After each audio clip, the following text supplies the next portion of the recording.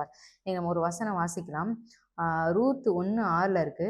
கர்த்தர் தம்முடைய ஜனங்களை சந்தித்து அவர்களுக்கு ஆகாரம் அருளினார் என்று அவள் மோவாப் தேசத்திலே கேள்விப்பட்டு தன் மருமக்களோட கூட மோவாப் தேசத்திலிருந்து திரும்பி வரும்படி எழுந்து.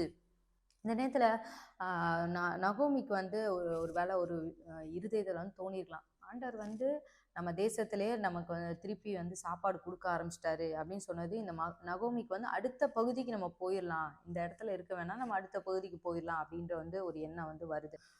இதே மாதிரி இன்னொரு இடத்துல நம்ம பார்க்கலாம்.